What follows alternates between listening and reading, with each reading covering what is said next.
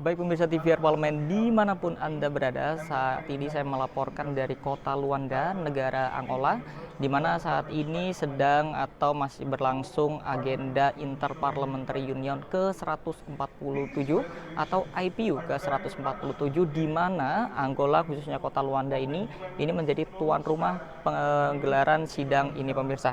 Di mana pada tahun ini tema IPU ini mengangkat terkait dengan Parliamentary Action for Peace, Justice, and Strong Institution, di mana pada agenda IPU kali ini banyak sekali membahas isu-isu yang menjadi concern dari seluruh parlemen sedunia pemirsa, dan di mana agenda atau pembahasan dari isu-isu tersebut dibagi menjadi berbagai grup diskusi. Di antaranya ada Democracy and Human Rights, kemudian ada Peace and International Security, kemudian ada APA, ada Women Parliamentarians, ada Young Parliamentarians, dan forum-forum diskusi lainnya.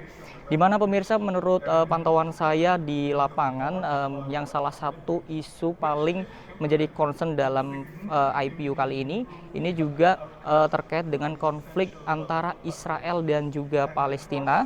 Dan berdasarkan hasil liputan saya, dapat saya laporkan terkait beberapa statement dari delegasi Badan Kerjasama Antar Parlemen DPR RI atau BKSAP DPR RI. Di antaranya Ketua BKSAP DPR RI Fadlizon ini menyatakan dukungannya terhadap kemerdekaan Palestina, di mana Fadlizon ini beralasan karena aksi-aksi yang dilakukan oleh Israel ini sudah terlalu brutal, apalagi sampai mengorbankan beberapa atau ribuan anak-anak dan juga bayi pemirsa. Di mana Fadlizon juga mendorong adanya campur tangan masyarakat internasional supaya segera membuka blokade yang telah memblok jalur makanan, jalur listrik, jalur obat-obatan, dan juga jalur bantuan kemanusiaan. Karena saat ini masyarakat Gaza ini masih terkurung yang jumlahnya kurang lebih 2 juta orang yang masih berada di Gaza. Dan pemirsa, DPR RI juga sudah menanggapi hal ini dengan mengeluarkan atau menginisiasi adanya emergency item atau resolusi ini yang dibawakan dalam agenda IPU ke-147 kali ini. Dan menariknya pemirsa, emergency item atau usulan resolusi dari DPR RI ini mendapatkan dukungan 60,2% parlemen dunia.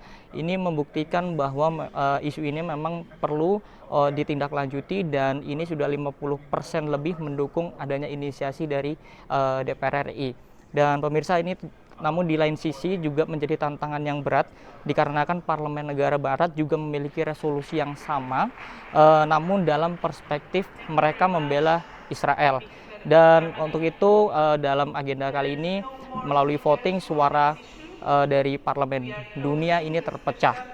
Dan pemirsa, dapat saya laporkan juga statement dari Wakil Ketua BKSAP DPR RI Putu Supatmarudana ini juga mendorong adanya penyelesaian konflik antara Israel dan Palestina ini melalui two-state solution. Dan Putu juga berkomitmen akan terus mengawal terkait dengan emergency item yang diinisiasi oleh Indonesia ini, sehingga konflik Palestina dan Israel, Indonesia ini dapat berkontribusi di dalamnya untuk menyelesaikan dari konflik tersebut. Pemirsa, sekian laporan saya. Selvat Rizky melaporkan untuk TVR Parlemen.